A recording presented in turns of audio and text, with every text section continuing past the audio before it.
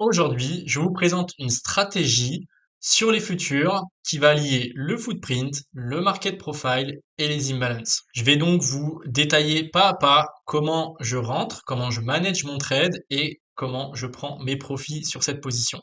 On va utiliser la plateforme Countower. Donc, reste bien jusqu'à la fin de la vidéo si tu veux voir comment j'utilise cette plateforme, comment je paramètre mes graphiques et quel est l'intérêt de cette stratégie. Ok, donc on se retrouve sur la plateforme Countower avec mon premier graphe. Donc je vais vous expliquer simplement pas à pas chaque graphique que j'ai, j'en ai pas mal quand même, j'en ai peut-être une petite dizaine, donc ça fait quand même beaucoup, mais ça me permet d'avoir plusieurs confirmations, tout simplement pour éliminer certains biais et d'avoir des entrées précises. Donc déjà dans un premier temps, je suis sur un graphique ici qui est en daily, donc en jour, avec un profil mensuel. Donc qu'est-ce que les profils? Je pense que vous commencez à le savoir. Ceux qui ne le savent pas, n'hésitez pas à venir dans les commentaires et je vous répondrai. Les profils, c'est simplement donc un profil de volume avec un profil market profile, donc TPO, profil de temps. Et je vais matérialiser mes zones avec des rectangles, ce qui va me permettre simplement d'avoir des zones potentielles de reversal. Donc là, c'est une stratégie reversal, c'est-à-dire que je vais essayer de trouver un potentiel rebond dans une zone et par le passé a effectué de gros volumes. Donc il y a deux possibilités de trader des zones comme celle-ci. Soit vous allez attendre que le prix vienne taper votre zone ici et chercher une confirmation pour un reversal, soit on va venir la casser, on va retaper la zone et là vous allez chercher un pullback pour une continuation. Donc il y a deux possibilités de les travailler, c'est à vous de voir comment vous voulez l'implémenter dans votre trading, c'est propre à vous. Moi je vous partage ma façon de faire aujourd'hui. Donc, revenons au chart. Donc là, je vais tracer toutes mes zones comme fait au préalable pour gagner du temps. Donc j'ai tracé ici le pic de volume qui se situait ici à 180, ici un autre pic de volume à 97,55 et ici on a le POC, donc le POC donc du mois, donc mensuel, donc qui peut être intéressant aussi à travailler. On a le POC TPO, donc le plus de temps passé ici au niveau qui concorde pas mal au niveau du POC volume, donc ça c'est aussi pas mal, ça nous fait un double niveau.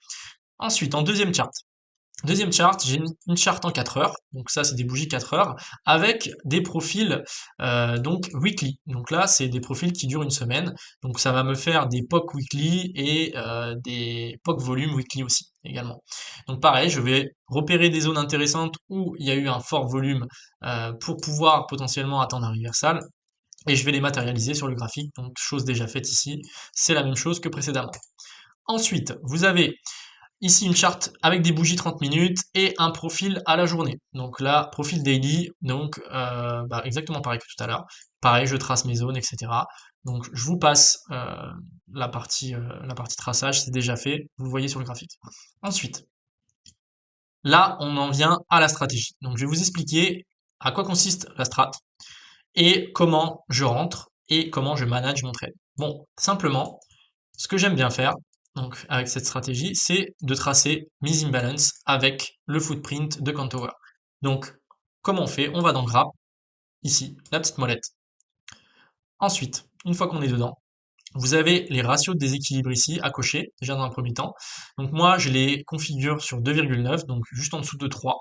Donc c'est parce que j'aime bien avoir un ratio d'imbalance supérieur à 3, enfin à 2,9 en l'occurrence. Ça me permet d'avoir généralement des beaux rejets et des belles réactions. Et surtout, afficher les déséquilibres empilés. C'est-à-dire que les déséquilibres empilés, je vais vous montrer sur le graphique qu'est-ce que c'est. Vous allez repérer une zone, voilà par exemple celle-ci. Et là, un déséquilibre empilé, c'est ça. Lorsque vous avez minimum 3 zones de prix où il y a eu une imbalance et le prix n'a pas été encore la chercher. Ça va vous tracer ceci, cette zone verte, donc, ou ici, hein, cette zone qui était par le passé, et ça vous permet d'attendre potentiellement une réaction dans cette zone, parce qu'on sait que c'est une zone de prix où le prix a rejeté, d'accord, ces niveaux. Et donc, si dans le passé il a déjà rejeté ces niveaux, et bah dans le futur, il risque potentiellement de les rejeter également. Donc là, il les a rejetés efficacement, mais il est passé à travers. Donc ça aurait pu être potentiellement une zone où on aurait pu shorter avec un retest, hein, peut-être en plus petit time frame. Là, je suis en 15 minutes hein, sur le footprint, pour ceux qui veulent savoir. Mais c'est des endroits généralement où on peut s'attendre à un reversal. Et en l'occurrence, ici, je vais vous montrer donc ce qui s'est passé aujourd'hui. Donc je suis sur, ah oui, j'ai pas précisé, je suis sur l'euro, hein. Je suis sur le 6E, donc les futurs euros. Je trade donc majoritairement le dessus, de temps en temps aussi un petit peu le Nasdaq, etc. Mais en ce moment, j'essaye vraiment de me spécialiser sur l'euro parce que bah, je trouve que c'est plus facile à lire que certains footprints, par exemple sur le Nasdaq en période US, c'est un bordel monstre, alors que là c'est plus clair pour moi. Donc, je vais descendre un petit peu dans le footprint pour que vous compreniez mieux. Et là, on a toujours cette belle zone que je vous avais montrée au début. Et qu'est-ce qu'on repère? Donc moi, mon graphique, je l'ai affiché uniquement avec des imbalances. Donc vous pouvez voir qu'on a euh, clairement aucun chiffre à part des imbalances. Donc tout ce qui est en rouge et en vert, c'est des imbalances. C'est-à-dire que à chaque niveau de prix, quand vous voyez un chiffre affiché, en dessous, on a eu 3 fois plus d'acheteurs que de vendeurs sur cette zone-là. Et là, pareil, là ici, on a eu 3 fois plus de vendeurs que d'acheteurs ici. D'accord?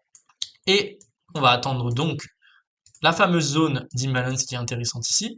Et qu'est-ce qu'on a ici matérialisé sur la bougie? On a 5 zones d'imbalance vendeuses. Ce qui signifie que on a une très forte zone ici de vente, mais que le prix s'est stoppé net sur l'imbalance qui a été formée par le passé. Et on voit juste après une grosse bougie haussière avec du volume acheteur. Donc là, ça signifie que là, les vendeurs se sont fait complètement absorber. Donc on a une sorte de reversal qui est en train de se mettre en place.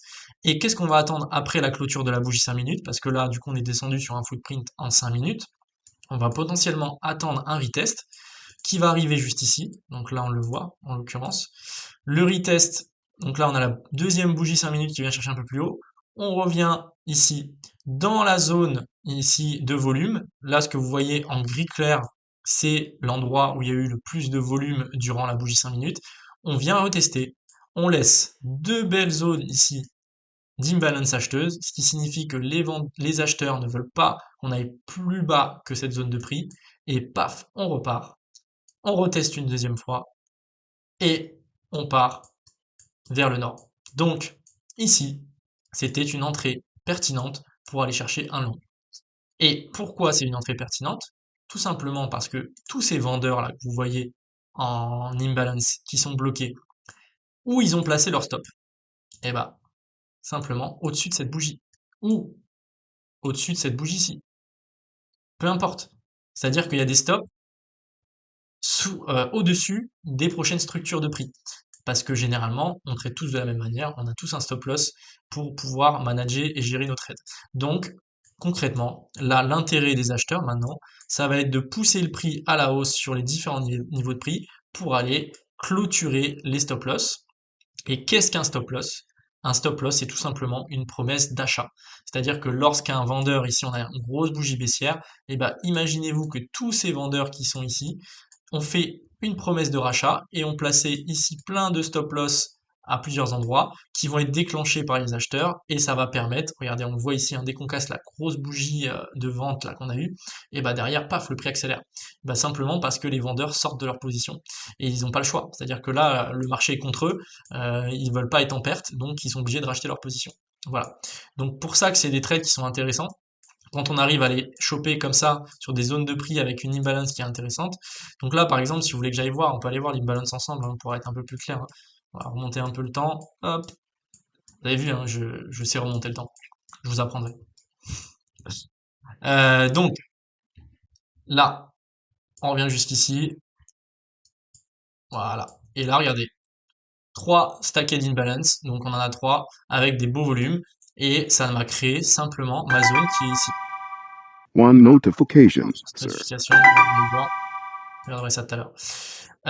Donc c'est clairement une zone qui est intéressante et c'est pour ça que tracer ces stacked imbalance et mettre des alertes au préalable juste ici sur Countower, vous cliquez là, vous mettez une petite alerte ici, et bah simplement dès que ça va sonner, vous vous mettez devant les graphes, vous attendez ce type de pattern avec une confirmation d'une bougie haussière où les vendeurs sont piégés, ou que ça soit les acheteurs, hein, ça peut être un setup à la vente aussi, c'est pareil, c'est exactement la même chose, hein.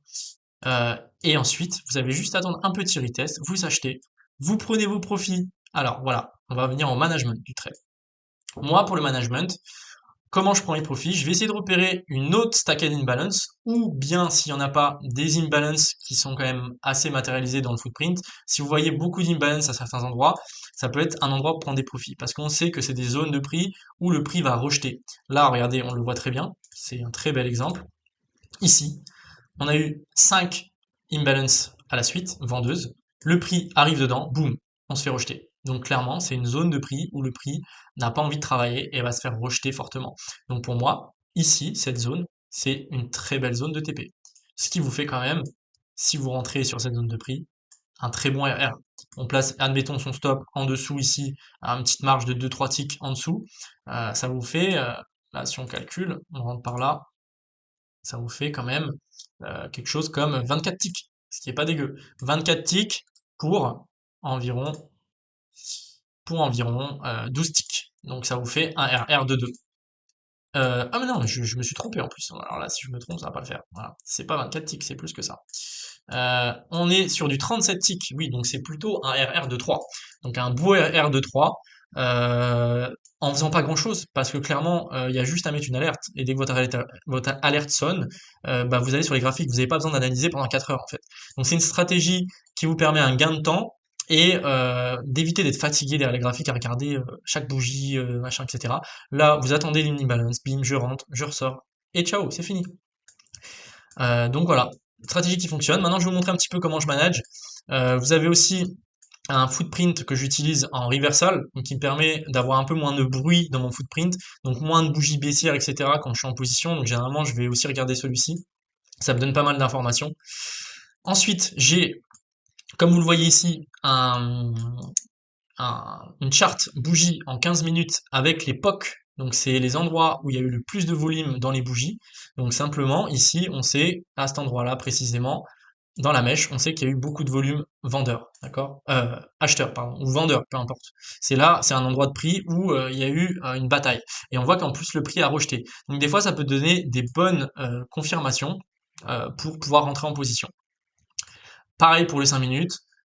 Pareil pour le 1 minute. Et ensuite, j'ai aussi des graphiques antiques qui me permettent de réduire aussi le bruit parce que, donc ceux qui ne connaissent pas ce que c'est que les graphiques antiques, je pourrais peut-être faire une vidéo dédiée. D'ailleurs, si ça vous intéresse, s'il y a certains concepts dans la vidéo que vous n'avez pas bien compris, n'hésitez pas à me le faire savoir dans les commentaires de la vidéo. Et comme ça, je ferai une vidéo dédiée, ce sera plus simple. S'il y a beaucoup de commentaires sur un même sujet, je tirerai au sort une vidéo et je me mettrai dessus. Donc les graphiques antiques, il va arrêter de sonner ce téléphone. Les graphiques antiques, simplement, ça va vous permettre d'avoir, au lieu d'une bougie qui passe par le temps, elle va passer en fonction des ticks, d'accord, du volume. Donc, plus vous allez mettre un ticko, là en l'occurrence c'est 377 ticks, donc il faut, pour que la bougie passe à la suivante, il faudra 377 ticks de mouvement pour qu'on ait une bougie suivante. Donc c'est pas par rapport au temps, mais c'est par rapport au volume de la session. Donc ça va être beaucoup plus intéressant et ça va permettre surtout d'avoir moins de bruit comparé par exemple à un graphique 5 minutes où vous allez avoir beaucoup plus de va-et-vient et ça va peut-être vous impacter psychologiquement et couper votre trade trop tôt, remonter votre stop loss, etc. Alors qu'avec un graphique antique, on a beaucoup moins de fausses informations. Et ensuite, en dernier, donc j'ai quand même un graphique en centiques, donc ça représente environ, on pourrait dire un peu comme le 1 minute, c'est beaucoup plus court-termiste. Et en dernier, un time and sell. Donc je pense que ça vous connaissez. Le tape, ça permet d'avoir les gros intervenants, donc de le filtrer. Là, il n'est pas filtré, mais c'est pour vous montrer. On peut filtrer donc le nombre de positions, donc de lots qui ont été placés sur les marchés.